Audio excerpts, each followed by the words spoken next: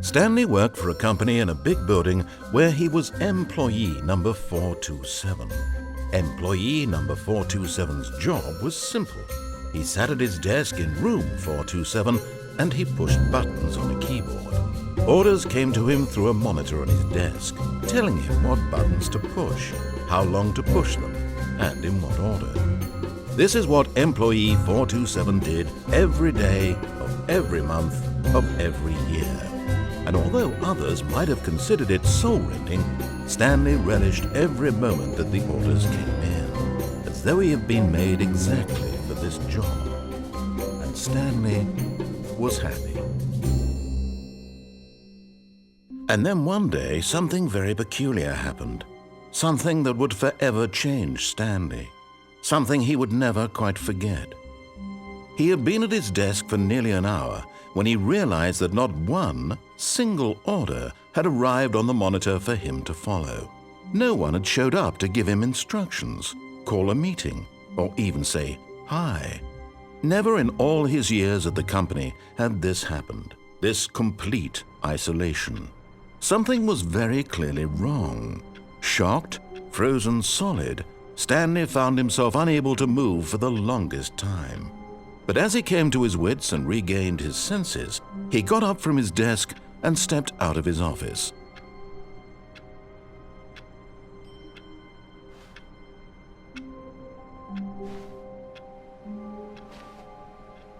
All of his co-workers were gone. What could it mean? Stanley decided to go to the meeting room. Perhaps he had simply missed a memo.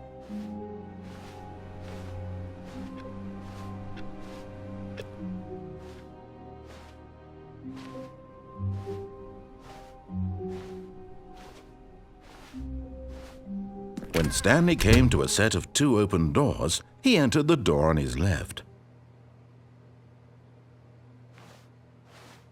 This was not the correct way to the meeting room, and Stanley knew it perfectly well. Perhaps he wanted to stop by the employee lounge first, just to admire it.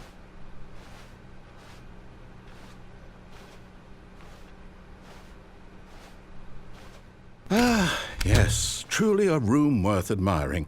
It had really been worth the detour after all, just to spend a few moments here in this immaculate, beautifully constructed room. Stanley simply stood here, drinking it all in. But eager to get back to business, Stanley took the first open door on his left.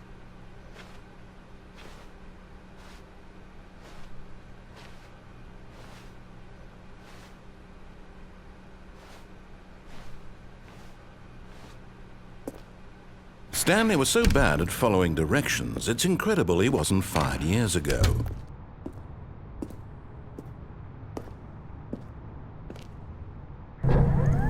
Look, Stanley, I think perhaps we've gotten off on the wrong foot here. I'm not your enemy, really, I'm not.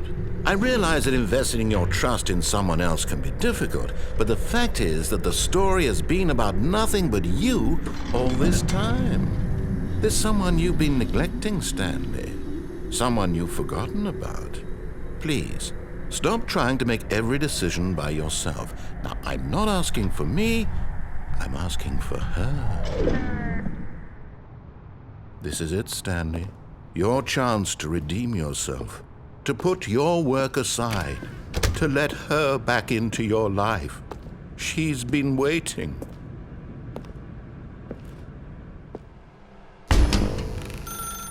That's her, Stanley. You need to be the one to do this, to reach out to her. If you can truly place your faith in another, then pick up the phone.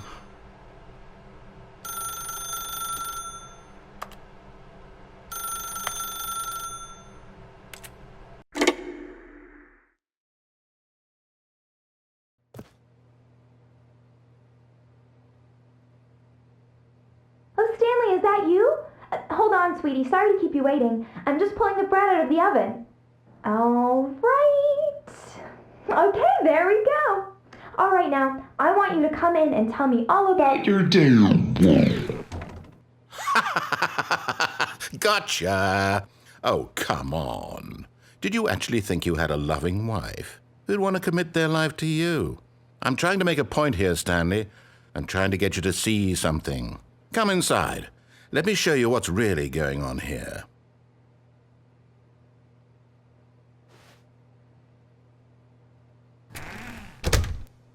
This is a very sad story about the death of a man named Stanley. Stanley is quite a boring fellow.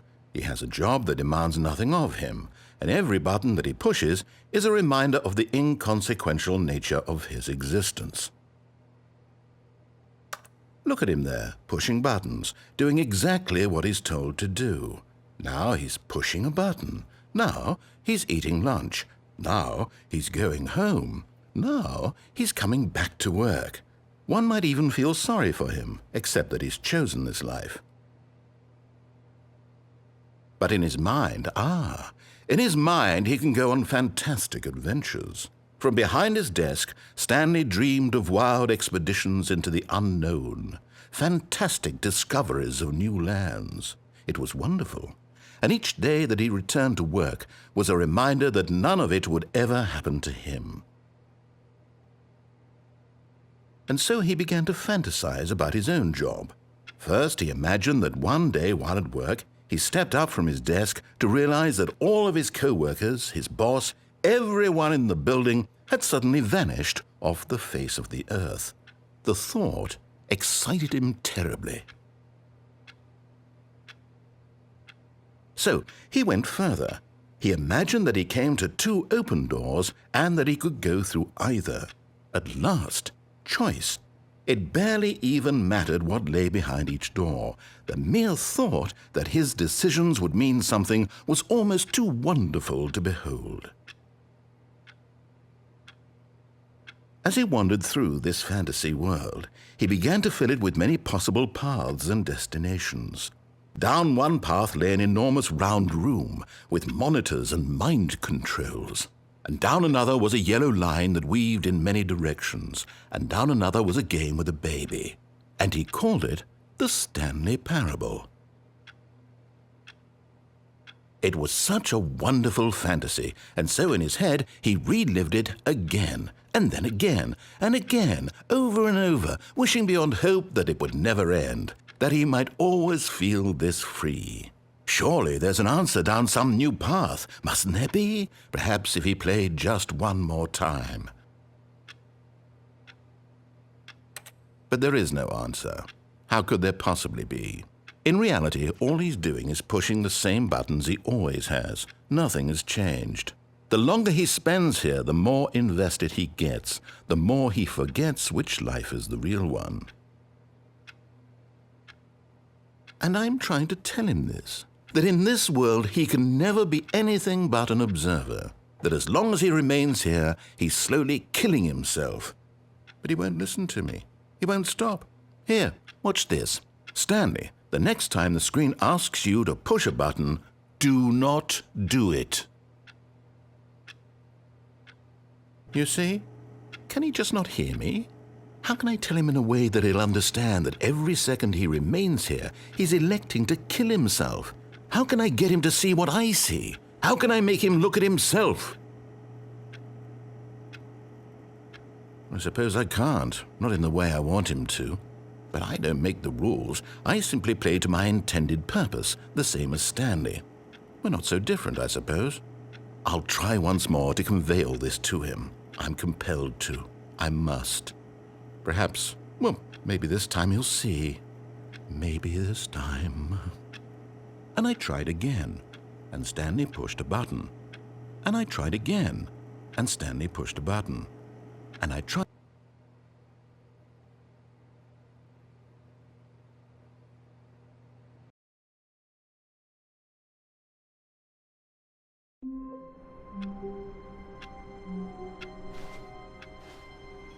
All of his co-workers were gone. What could it mean? Stanley decided to go to the meeting room. Perhaps he had simply missed a memo.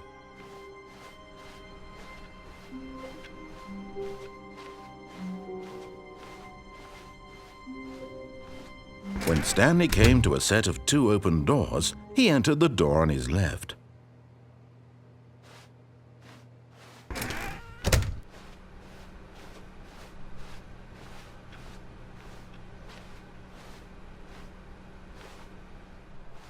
Yet there was not a single person here either. Feeling a wave of disbelief, Stanley decided to go up to his boss's office, hoping he might find an answer there.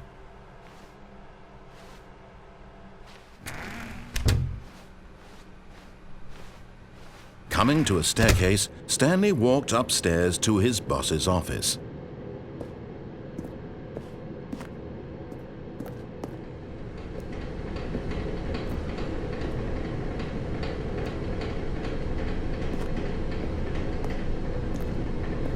But Stanley just couldn't do it.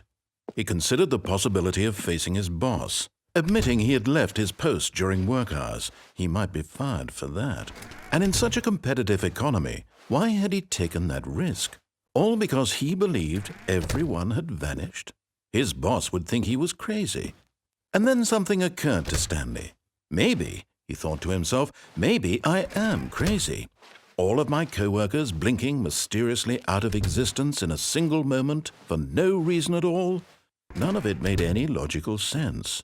And as Stanley pondered this, he began to make other strange observations.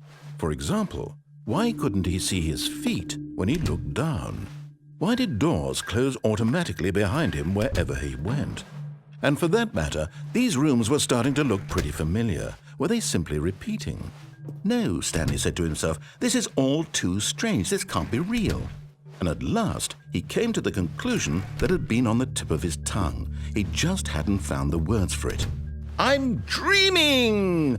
he yelled. "This is all a dream." Oh, what a relief Stanley felt to have finally found an answer, an explanation. His co-workers weren't actually gone. He wasn't going to lose his job. He wasn't crazy after all. And he thought to himself, I suppose I'll wake up soon. I'll have to go back to my boring real-life job pushing buttons. I may as well enjoy this while I'm still lucid. So, he imagined himself flying and began to gently float above the ground. Then he imagined himself soaring through space on a magical starfield, and it too appeared. It was so much fun, and Stanley marveled that he had still not woken up. How was he remaining so lucid? And then perhaps the strangest question of them all entered Stanley's head. One he was amazed he hadn't asked himself sooner. Why is there a voice in my head dictating everything that I'm doing and thinking? Now the voice was describing itself being considered by Stanley, who found it particularly strange. I'm dreaming about a voice describing me, thinking about how it's describing my thoughts, he thought. And while he thought it all very odd and wondered if this voice spoke to all people in their dreams, the truth was that, of course, this was not a dream. How could it be? Was Stanley simply deceiving himself, believing that if he's asleep, he doesn't have to take responsibility for himself?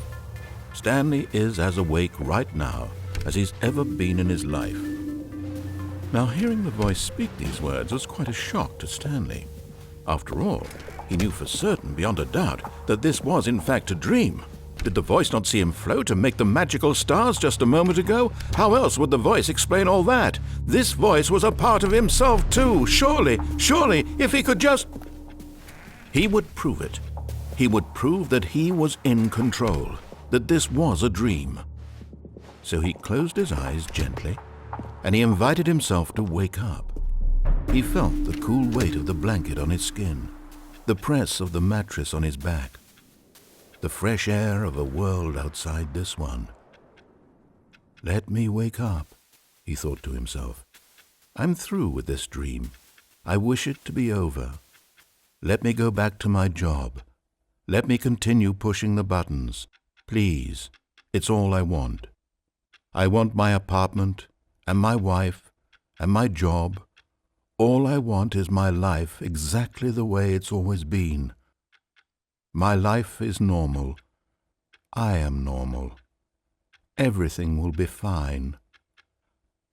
I am okay.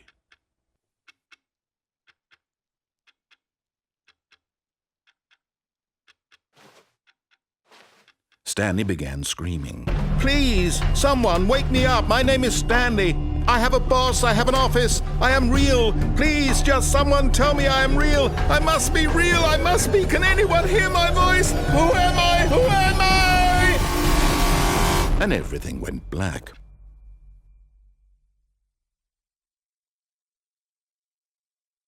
This is the story of a woman named Mariella. Mariella woke up on a day like any other. She arose, got dressed, gathered her belongings, and walked to her place of work. But on this particular day, her walk was interrupted by the body of a man who had stumbled through town talking and screaming to himself, and then collapsed dead on the sidewalk. And although she would soon turn to go call for an ambulance, for just a few brief moments she considered the strange man. He was obviously crazy, this much she knew. Everyone knows what crazy people look like. And in that moment, she thought to herself how lucky she was to be normal. I am sane. I am in control of my mind. I know what is real and what isn't. It was comforting to think this, and in a certain way, seeing this man made her feel better. But then she remembered the meeting she had scheduled for that day, the very important people whose impressions of her would affect her career, and by extension, the rest of her life. She had no time for this, so it was only a moment that she stood there, staring down at the body. And then she turned and ran.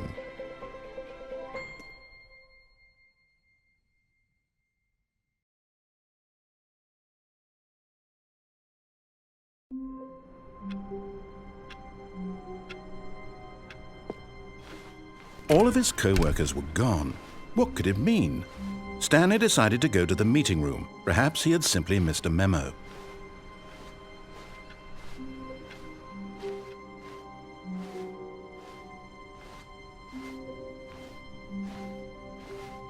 When Stanley came to a set of 2 open doors, he entered the door on his left. This was not the correct way to the meeting room, and Stanley knew it perfectly well. Perhaps he wanted to stop by the employee lounge first, just to admire it. Wow, yes, this room. What a beautiful, but eager to get back to business, Stanley took the first open door on his left. And so he detoured through the maintenance section, walked straight ahead to the opposite door, and got back on track.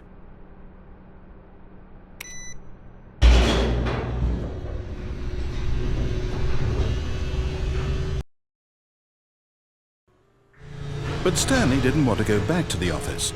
He wanted to wander about and get even further off track. So now in order to get back, he needed to go, from here it's, left. Oh, no, it's to the right, my mistake. No, not the right. Why would I have ever said it was to the right? What was I thinking? It's clearly... Oh dear, would you hold on for a minute, please? Now, let's see. We went down right, left, down, left, right. Yep, okay, yes. I've got it now. This story is absolutely, definitely this way.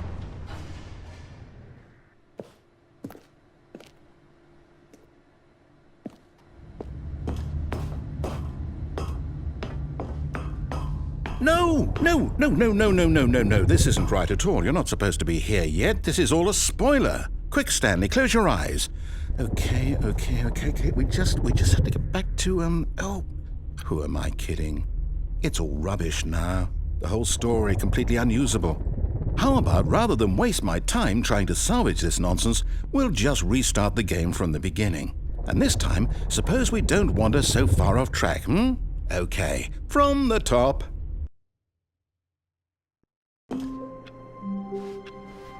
All of his co-workers were gone. What could it mean? Stanley decided to go to the meeting room. Perhaps he had simply missed a memo.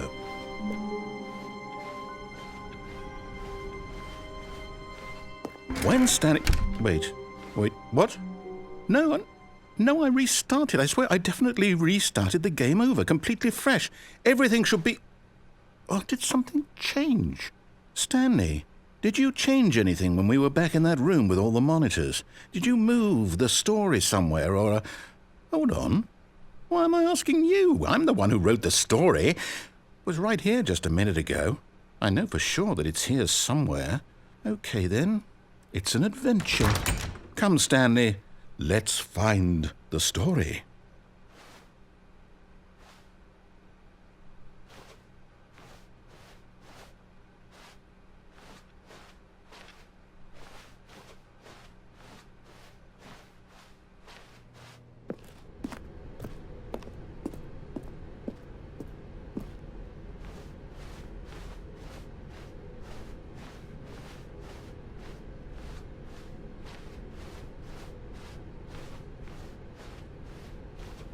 I'll say it. This is the worst adventure I've ever been on. I can promise you there definitely was a story here before. Do we need to restart the game again?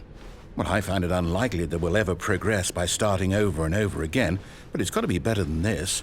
Okay, let's give it a shot. Why not?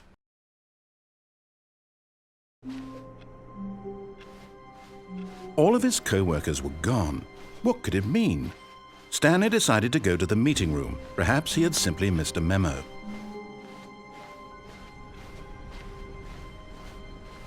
Okay, yep, it's worse. I might be remembering this wrong. It's possible the story is back where we just came from. Why don't we go back the other direction and see if we missed anything?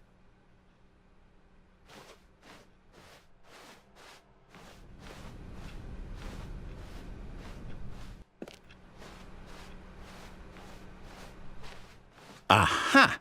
I knew we'd miss something. The story. Here it comes. No, wait, never mind. Not the story. Okay, let's head back the other way and retrace our steps.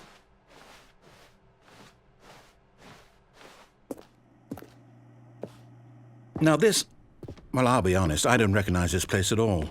Is this the story? I don't think so. I can't quite recall, but I believe my story took place in an office building. Is that correct?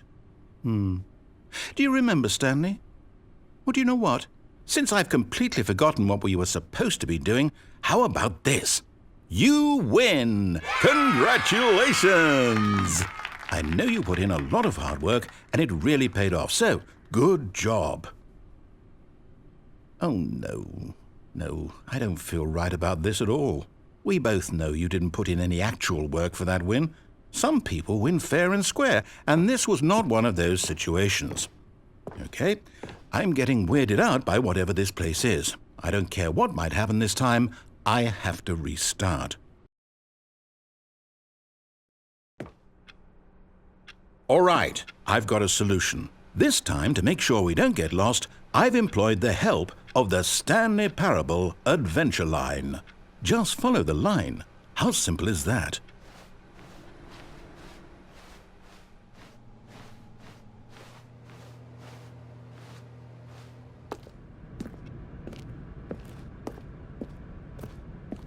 You see? The line knows where the story is. It's over in this direction. Onward, Stanley, to destiny. Though, here's a thought. Wouldn't wherever we end up be our destination, even if there's no story there?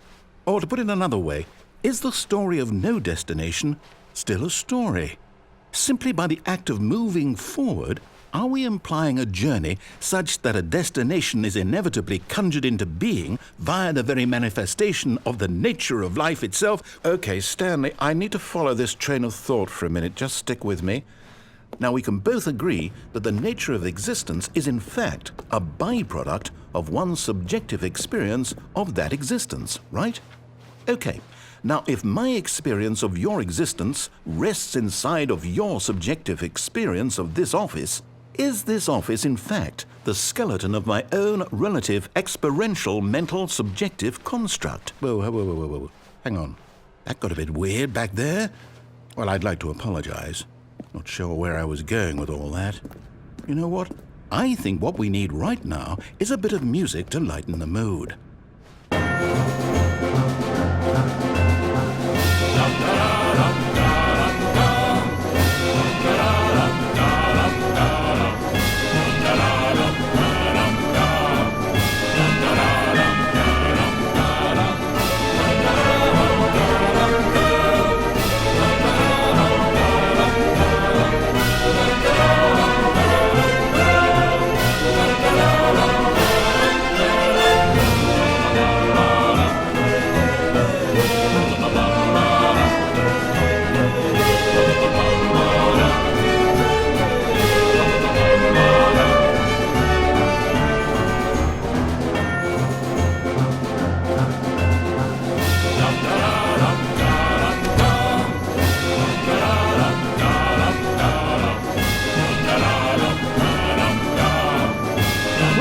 cut the music, go back and look at that fern.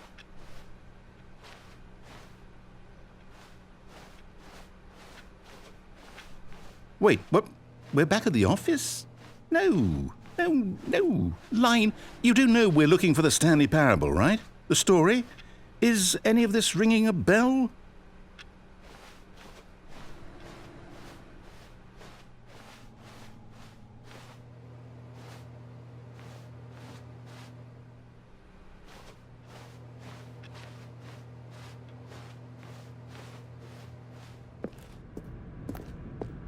Oh, no, not again. Line, how could you have done this to us? And after we trusted you, after everything we've been through, you...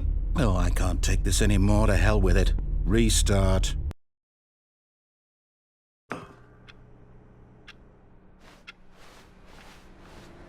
You know what, Stanley? I say forget the adventure line. What's it ever done for us? We're intelligent people, right? Why can't we make up our own story? Something exciting, daring, mysterious. Ooh, this all sounds perfectly doable. Why don't we simply start wandering in, well, I don't know. How about this direction? Now, yes, this is exciting. Just me and Stanley forging a new path, a new story. Well, it could be anything. What do you want our story to be? Go wild. Use your imagination. Whatever it might be, Stanley, I'm ready for it. Oh, no, not you again. Stanley, I'd also like to veto the line from having any role in our awesome new story. No lines or monitor rooms. Just don't acknowledge it, and we should be fine.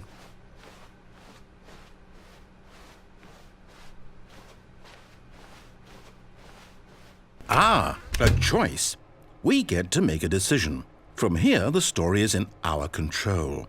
How important we mustn't squander the opportunity. In fact, I believe I need a minute to think here. Just walk in circles for a minute. Okay, so I know that each door has to lead somewhere, which means that somewhere at the place where we're trying to go, there must be a reverse door that leads here.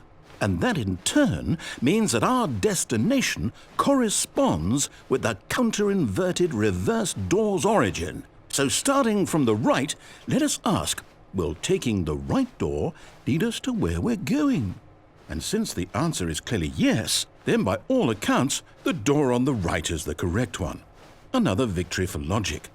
Come, Stanley, our destiny awaits. Oh, hold up, what's this? The confusion ending. You're telling me that's what this is? It's all one giant ending? And we're supposed to restart the game, what, eight times? That's really how all this goes?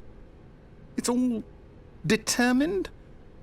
So now, according to the schedule, I restart again. Then what? Am I just supposed to forget? Well, what if I don't want to forget?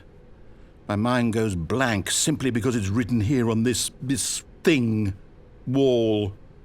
Well, who consulted me? Why don't I get to decide? Why don't I get a say in all of this? Is it really? No, it can't be. I don't want it to be. I don't want the game to keep restarting. I don't want to forget what's going on. I don't want to be trapped like this. I won't restart the game. I won't do it. I won't do it. I won't do it. And the timer stopped? Does that mean, did we do it? Did we break the cycle? The, whatever it is that made this schedule? How would we even know? Will someone come for us? Will something happen? So, okay. I guess now we just wait, you know. I suppose in some way that this is a kind of story, wouldn't you agree? I'm not quite sure if we're in the destination or the journey, though they're always saying that life is about the journey and not the destination, so I hope that's where we are right now. We'll find out, won't we? Eventually. Well, in the meantime, if you...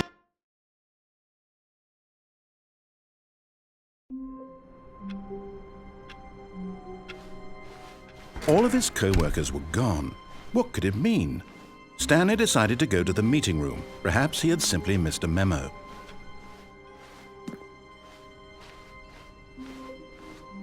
When Stanley came to a set of 2 open doors, he entered the door on his left.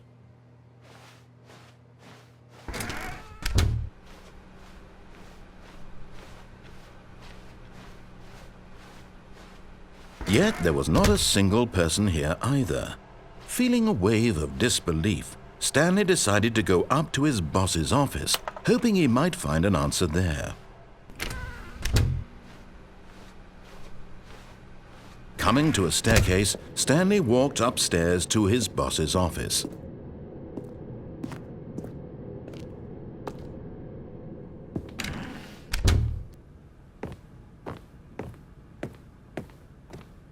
Stepping into his manager's office, Stanley was once again stunned to discover not an indication of any human life. Shocked, unraveled, Stanley wondered in disbelief who orchestrated this, what dark secret was being held from him. What he could not have known was that the keypad behind the boss's desk guarded the terrible truth that his boss had been keeping from him, and so the boss had assigned it an extra secret PIN number, 2845. But of course, Stanley couldn't possibly have known this. Yet incredibly, by simply pushing random buttons on the keypad, Stanley happened to input the correct code by sheer luck. Amazing! He stepped into the newly opened passageway.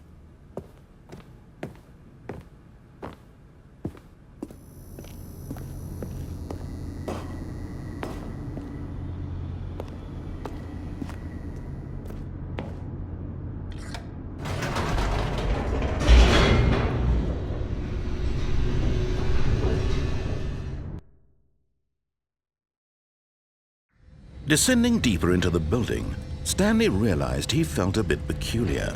It was a stirring of emotion in his chest, as though he felt more free to think for himself, to question the nature of his job. Why did he feel this now, when for years it had never occurred to him? This question would not go unanswered for long.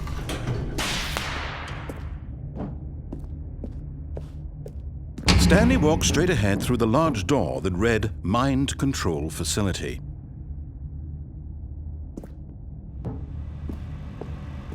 Although this passageway had the word Escape written on it, the truth was that at the end of this hall, Stanley would meet his violent death. The door behind him was not shut. Stanley still had every opportunity to turn around and get back on track. At this point, Stanley was making a conscious, concerted effort to walk forward and willingly confront his death.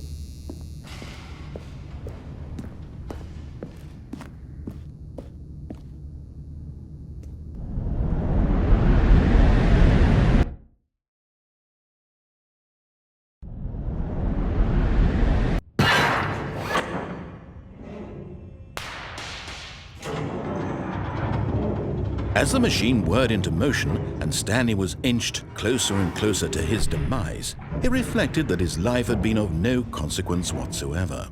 Stanley can't see the bigger picture. He doesn't know the real story, trapped forever in his narrow vision of what this world is. Perhaps his death was of no great loss, like plucking the eyeballs from a blind man. And so he resigned and willingly accepted this violent end to his brief and shallow life. Farewell, Stanley.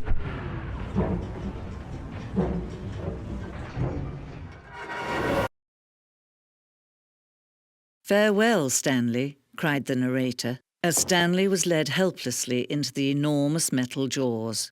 In a single visceral instant, Stanley was obliterated as the machine crushed every bone in his body, killing him instantly.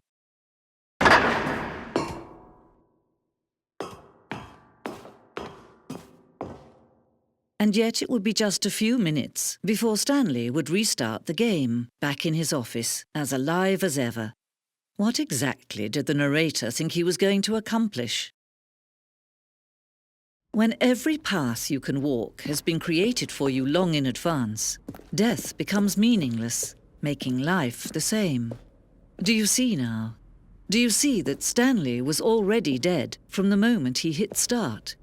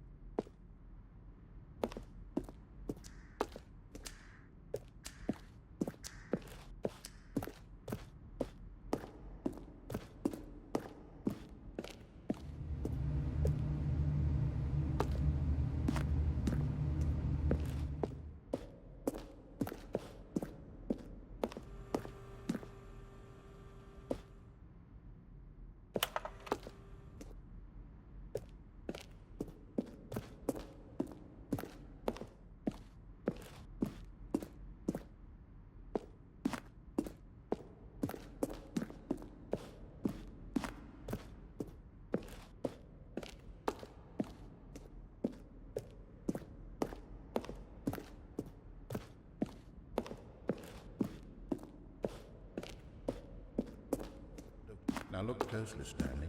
See how it's impossible for the player to do anything in this room? Perfect example of poor level design, textbook mistake. It's the kind of thing you pick up on intuitively. Then he pushed the number 4. Fundamental understanding of good and bad game design. But of course, you being you, you'll probably spend the next hour trying to solve it. Here, I'm just going to make this easy on you.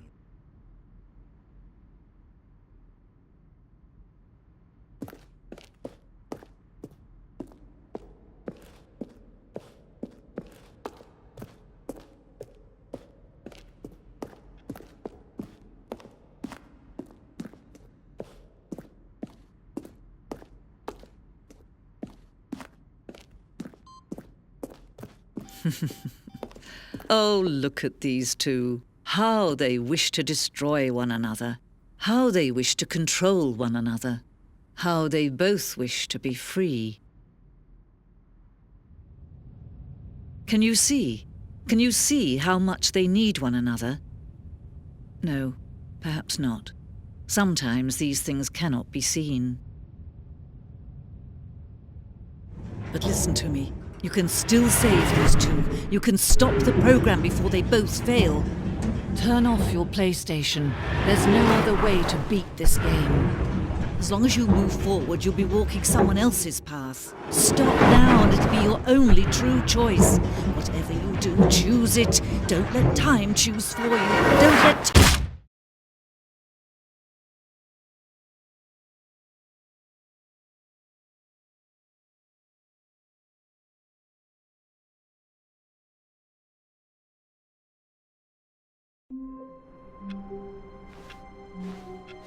A soft wind blew outside and perhaps rain started, and if it did, it stopped shortly after. Stanley hoped that he would one day see weather.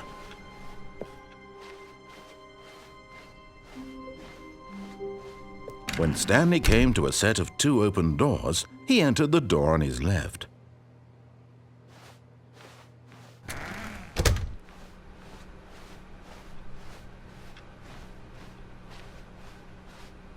Yet there was not a single person here either.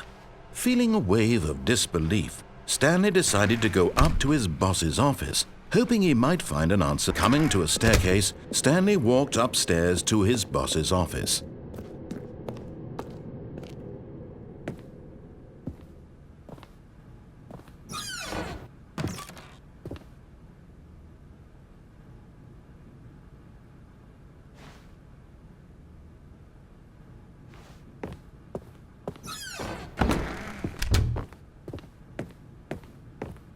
Stepping into his manager's office, Stanley was once again stunned to discover not an indication of any human life. What could it mean? Stanley wondered aloud to nobody. He began wildly tearing through papers on the boss's desk, pulling books off the shelf, looking behind paintings, desperate for clues to his situation.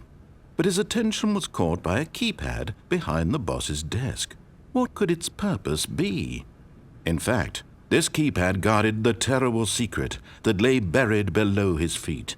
And so the boss had assigned it an extra secret PIN number, 2845. But of course, Stanley couldn't possibly have known this. Yet incredibly, by simply pushing random buttons on the keypad, Stanley happened to input the correct code by sheer luck. Amazing. He stepped into the newly opened passageway.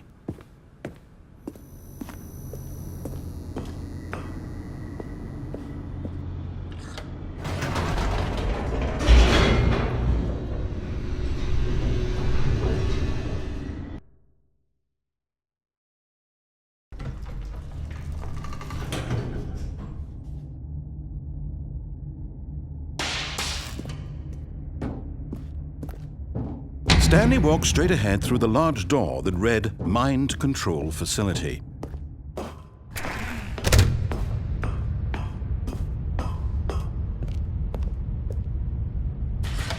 The lights rose on an enormous room packed with television screens.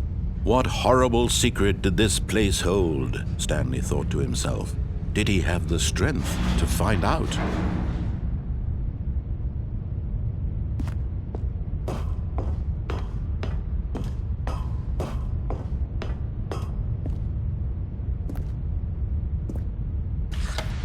Now the monitors jumped to life, their true nature revealed.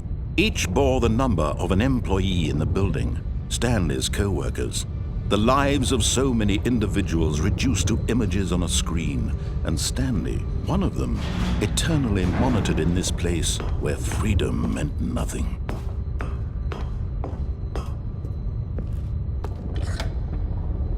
This mind control facility, it was too horrible to believe. It couldn't be true. Had Stanley really been under someone's control all this time? Was this the only reason he was happy with his boring job? That his emotions had been manipulated to accept it blindly? No, he refused to believe it. He couldn't accept it. His own life in someone else's control? Never! It was unthinkable, wasn't it? Was it even possible? Had he truly spent his entire life utterly blind to the world? But here was the proof, the heart of the operation. Controls labeled with emotions, happy or sad or content. Walking, eating, working, all of it monitored and commanded from this very place. And as the cold reality of his past began to sink in, Stanley decided that this machinery would never again exert its terrible power over another human life. For he would dismantle the controls once and for all.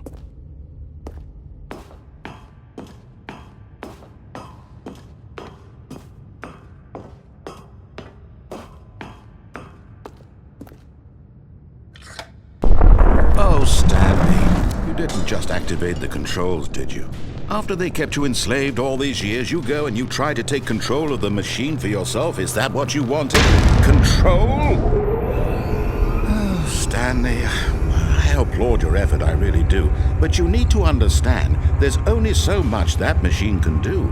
You were supposed to let it go, turn the controls off, and leave. If you want to throw my story off track, you're going to have to do much better than that. I'm afraid you don't have nearly the power you think you do. For example, and I believe you'll find this pertinent, Stanley suddenly realized he had just initiated the network's emergency detonation system. In the event that this machine is activated without proper DNA identification, nuclear detonators are said to explode, eliminating the entire complex. How long until detonation then? Let's say, 2 minutes. Now this is making things a little more fun, isn't it, Stanley? It's your time to shine. You are the star. It's your story now. Shape it to your heart's desires. Oh, this is much better than what I had in mind. What a shame we have so little time left to enjoy it. Mere moments until the bomb goes off. But what precious moments each one of them is. More time to talk about you, about me, where we're going, what all this means. I barely know where to start. What's that? You'd like to know where your co-workers are? A moment of solace before you're obliterated? All right, I'm in a good mood. You're gonna die anyway. I'll tell you exactly what happened to them. I erased them. I turned off the machine. I set you free. Of course, that was merely in this instance of the story. Sometimes when I tell it, I simply let you sit there in your office forever, pushing buttons endlessly and then dying alone. Other times, I let the office sink into the ground, swallowing everyone inside, or I let it burn to a crisp. I have to say this, though, this version of events has been rather amusing. Watching you try to make sense of everything and take back the control wrested away from you, it's quite rich. I almost hate to see it go. But I'm sure whatever I come up with on the next go-around will be even better. My goodness, only 34 seconds left. But I'm enjoying this so much. You know what? To hell with it. I'm going to put some extra time on the clock, why not? These are precious additional seconds, Stanley. Time doesn't grow on trees. Oh dear me, what's the matter, Stanley? Is it that you have no idea where you're going or what you're supposed to be doing right now? Or did you just assume when you saw that timer that something in this room was capable of turning it off? I mean, look at you. Running from button to button, screen to screen, clicking on every little thing in this room. These numbered buttons, no, these colored ones, or maybe this big red button, or this door. Everything, anything, something here will save me. Why would you think that, Stanley? That this video game can be beaten? Won? Solved? Do you have any idea what your purpose in this place is? Stanley, you're in for quite a disappointment. But here's a spoiler for you. That timer isn't a catalyst to keep the action moving along. It's just seconds ticking away to your death. You're only still playing instead of watching a cutscene because I want to watch you for every moment that you're powerless. To see you made humble. This is not a challenge. It's a tragedy. You wanted to control this world, that's fine. But I'm going to destroy it first, so you can't. Take a look at the clock, Stanley. That's 30 seconds you have left to struggle. 30 seconds until a big boom and then nothing. No ending here, just you being blown to pieces. Will you cling desperately to your frail life, or will you let it go peacefully? Another choice. Make it count, or don't. It's all the same to me, all a part of the joke. And believe me, I will be laughing at every second of your inevitable life from the moment we fade in until the moment I say, happily ever after.